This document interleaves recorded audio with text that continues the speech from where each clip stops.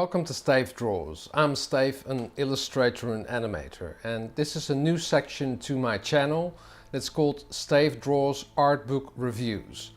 And I'm going to start out with my favorite book, and it's really a must-have if you're interested in animation, and that's The Illusion of Life, Disney animation. And I have the old book, and it's written by Frank Thomas and Ollie Johnston, which were great animators from the golden era of animation. They made animations from 1937, starting with Snow White, until Fox and the Hound. So let's get to the review of the book. This is the old version of the book, and it's called Disney Animation, The Illusion of Life, and it was published by Apeville Press. And now you have a different version, which is called The Illusion of Life, Disney Animation, and that's by Disney Editions. That version is still available on Amazon. And the book was written by Frank Thomas and Ollie Johnston, and they were one of the best Disney animators. And as I told before, they made movies from Snow White to Fox and the Hound. And this is a very nice copy because they did a book tour for the book.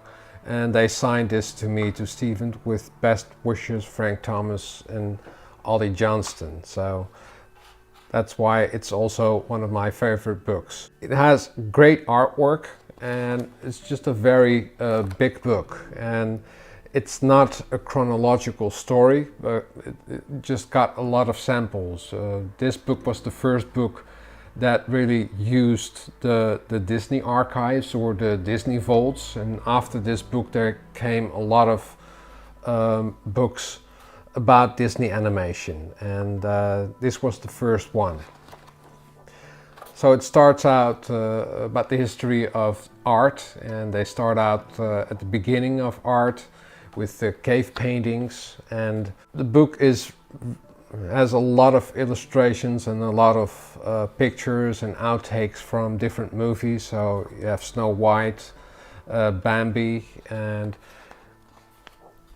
it's just about animation in general, and also has some nice time charts, you know, that you can see when they started out. In 1923, Walt Disney began the Disney Studios in Kansas City, and throughout the book you have time charts like this, and also some history of animation. Winsor McCay with Gertie was one of the first animations, and it's got a lot of text, but it's very well written and it's very engaging.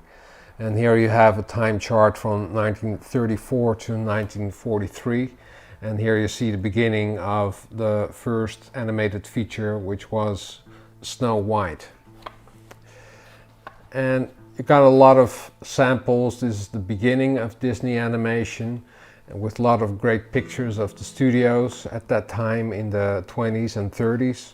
And the book just goes on with a lot of animation samples, and first started out, you know, with the rubber hose animation, and later on they developed the style more to do Snow White.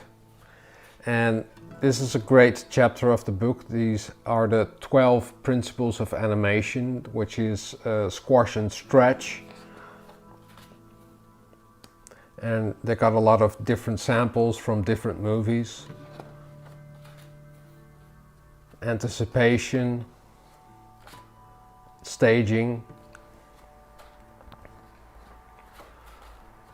straight ahead action and pose to pose, follow through and overlapping actions, and this is a very good sample of that, which was animated by Wooly Riderman for El Gaucho. Slow in and slow out, which is very important, and arcs to animate in, and secondary actions. Of course, timing, exaggeration, and solid drawing. And this is a good sample of a flat drawing and a more dynamic drawing.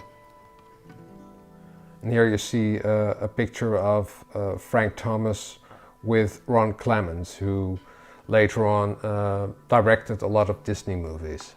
So it's a great book with a lot of samples, and here you see how they developed their style from the rubber hose animation to the animation for Snow White.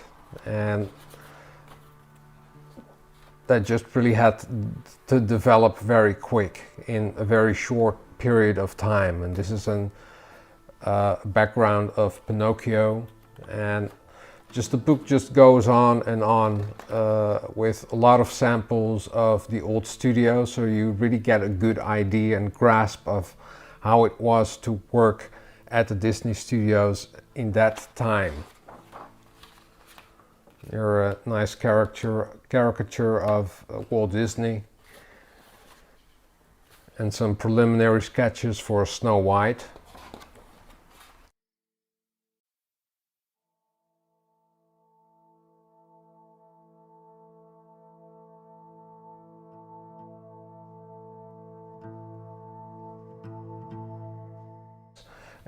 Great thing about this chapter 6, is the art of appeal, and they take samples of Fred Moore, which was a great animator who drew with a lot of appeal, and he drew a lot of nice girls as well. And the book really just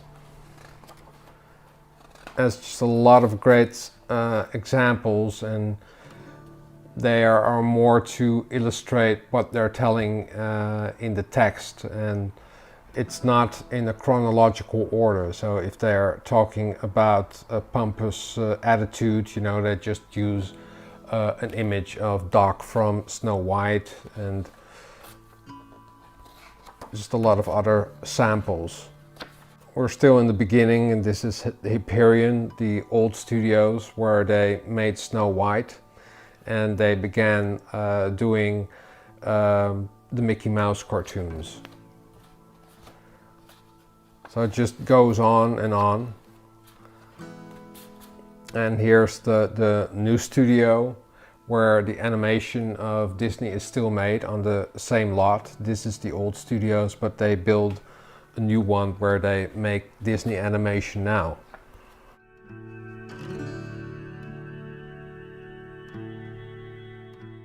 They also have examples of the animators like Les Clark, Woolly Riderman, who later on also directed some Disney movies like the Rescuers.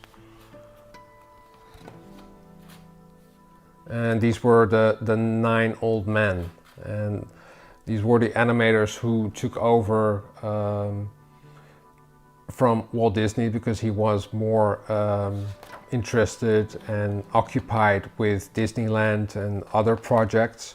So they took over the animation, and they made it all possible. And in chapter 9 they explain how Disney animation was made in that time. It was long before the computer age, so they had to do everything on paper. So here are the stylists, and you see some great art by Mary Blair and Ivan Earle and Tyrus Wong. And there are now a lot of great books about these individual artists. But you know, this was really the first book that showed a lot of these preliminary sketches and backgrounds and a lot of art you never saw before.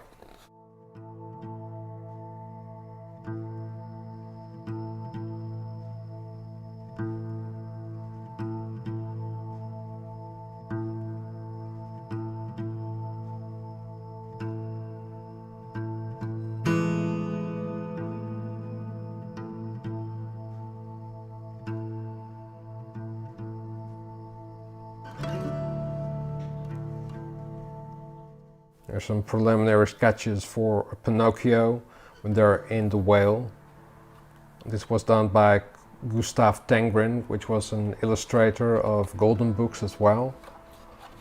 So they work with a lot of great artists who, you know, were also illustrators apart from working at Disney. The great thing about this book is that there's also an animation, and when you flip it, you'll see the animation, and I'll get a close-up from it after I'm done with the book.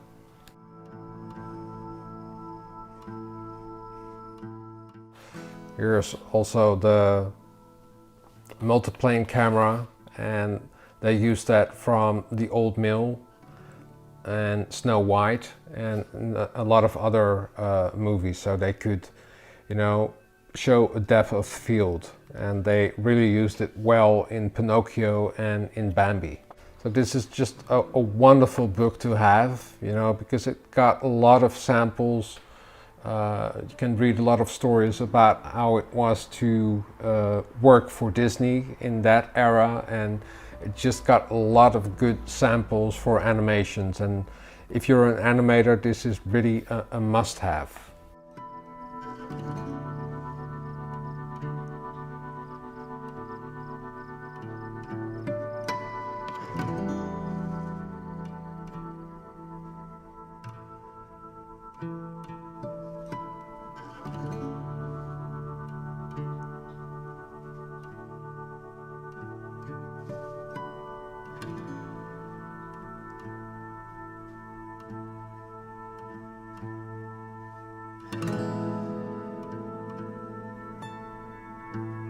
I hope you enjoyed this video, and if you like it, please give it a thumbs up.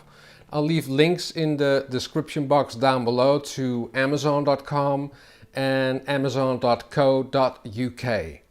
Drawing is fun, and practice makes perfect. See you next time. Doodles!